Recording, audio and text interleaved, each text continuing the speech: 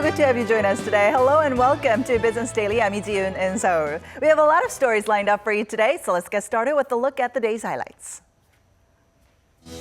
New jobs for workers in their 60s outnumber those in their 20s in the April to June period as more retired baby boomers re-enter the workforce.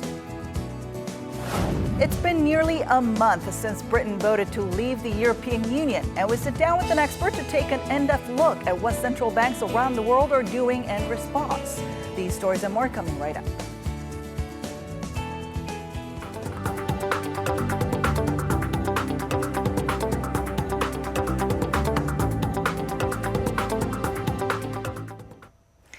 Korea's workforce appears to be graying as more older Koreans continue working later into life. New workers over age 60 outnumber those in their 20s in the second quarter of this year. Our Kim Jung-soo starts us off. The Korean job market is increasingly reflecting the country's changing demographics and economic downturn. According to a Statistics Korea report released on Wednesday, the number of new hires over the age of 60 came to almost 4 million in the April to June period, outpacing those in their 20s, which stood at around 3.8 million. The first time this happened was back in the second quarter of 2014. Experts say one reason for the phenomenon is that members of the retired baby boomer generation are re-entering the job market in search of financial security, while people in their 20s are finding it hard to get decent jobs due to the slowing economy. At the same time, Korea's leading companies are hesitant to recruit many new hires because of the sluggish economy, with 16 out of Korea's 30 leading corporations saying they are recruiting fewer people in their 20s than last year. It is also worth noting that elderly Koreans are mostly getting hired in temporary low-paying jobs, such as cleaning and delivery, in addition to social work. Experts have also noted the peculiarities of the country's shift to an aging society. The number of elderly Koreans aged 60 and over was 9.8 million as of the end of the second quarter, which is 470,000 more than the same period last year. That's a much faster pace of growth than the younger generation. The number of people in their 20s was just 6.4 million in the second quarter, or just 50,000 more than last year. To address the problem, experts say the government must create policies that lead to better jobs for Korea's elderly population, while also fostering the growth of mid-sized Korean companies, which are often overlooked by young job seekers. Kim Jung-soo, Business Daily. Meanwhile, wage earners here in Korea managed to receive a slight raise last year despite economic challenges at home and abroad. A new report released by the Federation of Korean Industries showed that the average annual salary for workers last year was slightly under $28,800, which is a 1.5% bump up from the year before. Analyzing data from the Labor Ministry, it found regular employees at small and medium-sized firms received on average a raise of 1.2% compared to their counterparts at large firms, who took home 4.2% more than in 2014. This in effect increased their pay gap, putting workers at large firms in the top 10% of wage earners, while those at SMEs were in the top 34%. Exports to Korea's largest trade partner, China, have extended a record streak of losses to 12 consecutive months. According to Korea International Trade Association, the value of shipments to the Middle Kingdom in the month of June amounted to less than $10.3 billion, which is 9.4% less than what it was a year earlier. While that continued the momentum of keeping losses within the single-digit range, sectors most hit by the slowdown weren't so lucky. Semiconductors, the top item by export value, saw shipments shrink by almost 18%, while next up, flat panel displays and sensors saw their trade decline by nearly 24%. There are now 50 duty-free stores in Korea, an addition of 20 from 7 years ago. Total sales have hit a record high in the first half of this year, but in terms of actual profits, there's a big gap between existing players and the newcomers. Our Lee Ju-young has the story. Sales at Korea's duty-free stores have surpassed the 5 trillion won mark for the first time during the January to June period. According to Korea Customs Service, the combined sales of 50 duty-free outlets nationwide was tallied at 5.7 trillion won, or $5.07 billion in the first half of this year. The customs agency says if this trend continues, sales are expected to reach as much as $10 billion this year, about double the level in 2011. City outlets in Seoul, Busan, and Jeju accounted for roughly 71% of total sales, followed by stores at airports and ports. Local customers accounted for about 57% of total shoppers, but their individual spending was only a third of purchases made by foreign visitors. But when it comes to operating profit, it's a different story for existing stores and newly opened shops. For example, even if both were to reach the same $1 million in sales, existing stores would record an operating profit of $100,000, while newer stores would see an operating loss. Experts say one of the reasons is due to the difference in sales commission paid by vendors. Existing tax-exempt stores with strong branding power demand a high commission of 50%, while newer operations charge less than 45%. Also, when it comes to fees paid to travel agencies for bringing in customers, the less-known stores end up paying somewhere above 30% of the total sales made. Market watchers say newer shops need to unroll more aggressive marketing strategies as well as expand the number of brands within their stores in order to step up their profitability. Lee Ju-young, Business Daily.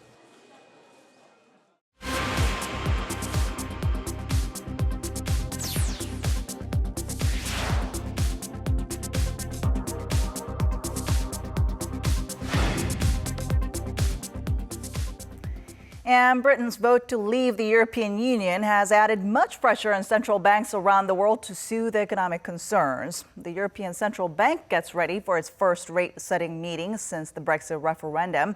And eyes are on what policymakers will come up with in order to help offset any potential fallout from Brexit. Take a look. The European Central Bank is set to meet on Thursday to discuss interest rates and potential stimulus measures in its first post-Brexit meeting.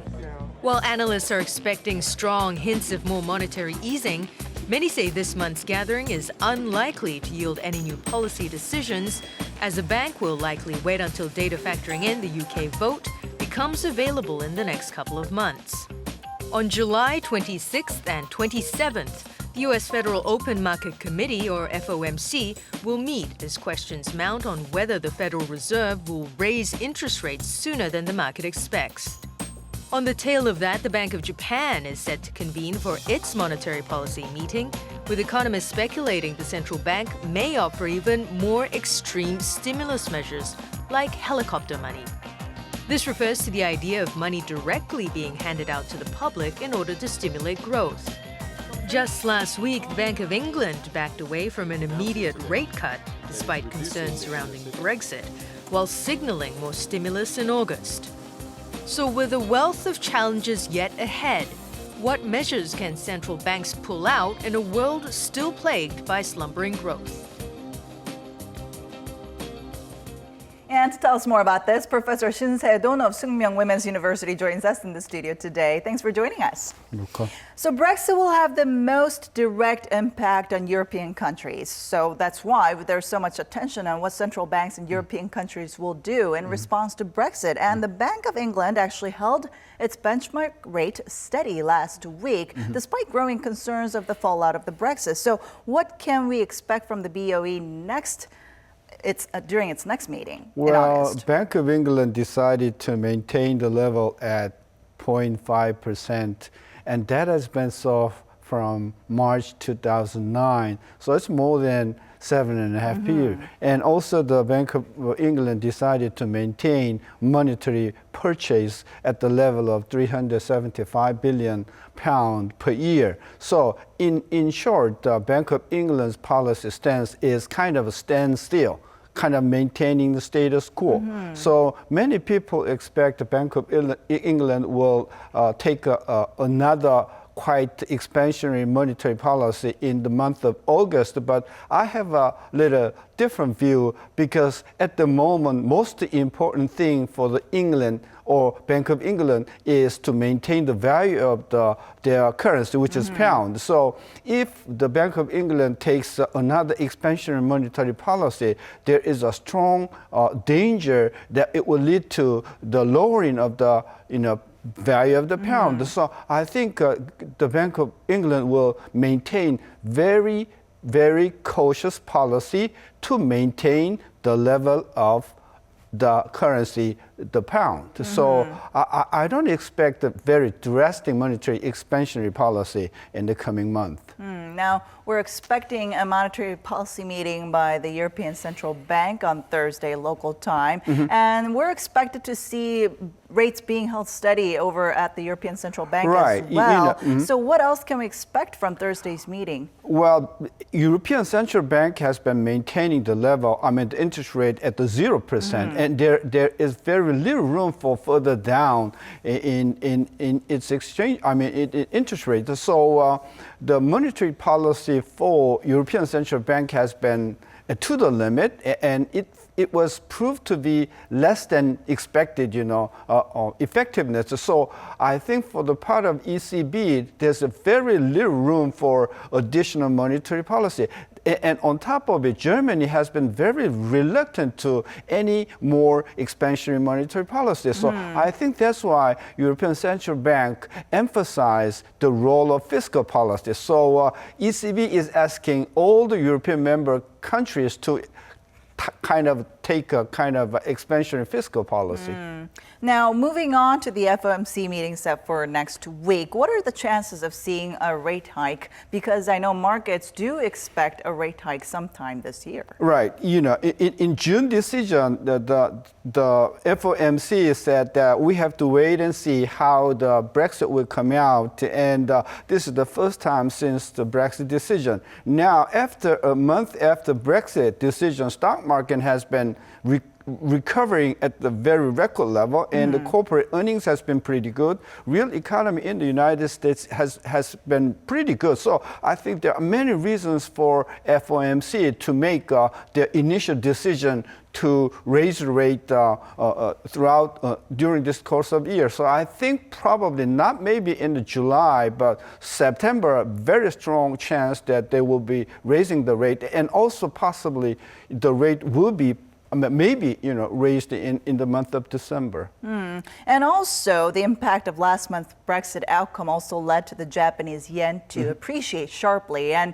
we're expecting the Bank of Japan to hold its monetary policy meeting next week, and there are talks that the Bank of Japan is likely to adopt helicopter money policy. Can you tell us more about this? Well, traditionally, expansionary monetary policy, that is supplying more money to the economic system, has been to the banking system. So central banks supply money to the banking system, and second stage is that the banking system supplies the money to the general public.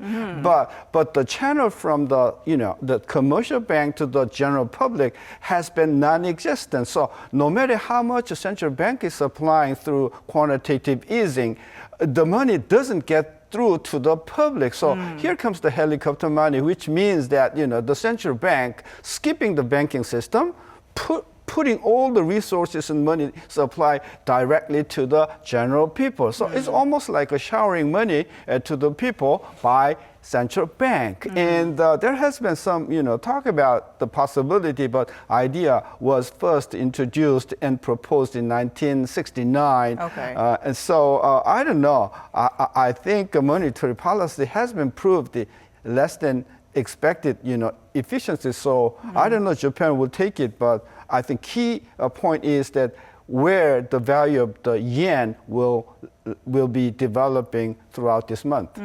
And the People's Bank of China is actually hinted that a possible intervention in the markets within this year. What's your outlook on this? Well, China is different from other Western or Japanese financial system. Chinese financial system pretty controlled by the government, so it is less likely to be involved in kind of financial crisis that happens to happen in the Western world. So China has a firm grip on financial market, and so they want to maintain the value of their currency. And recently, they have supplied some liquidity to the system, and also surprisingly, they devalued their currency a couple of times. So I think for the Central Bank of China, main concern is to maintain the level, the exchange level of the yuan.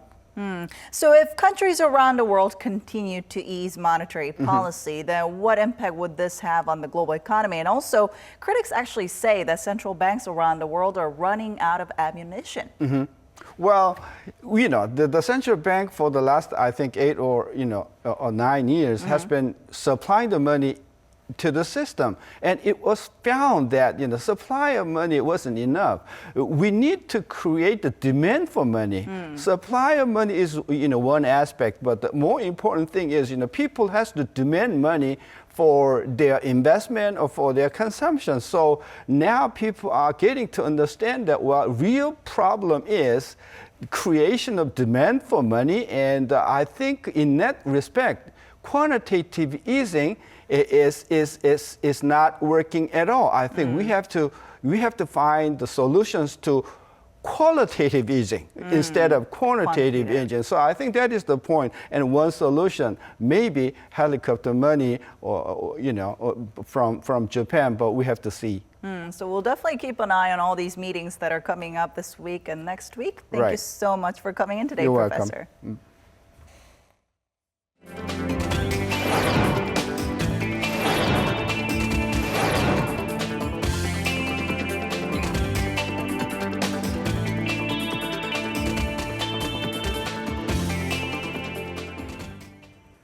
And that wraps it up for today. Thanks for watching. We'll be back tomorrow with more business news that matters to you. Until then, goodbye.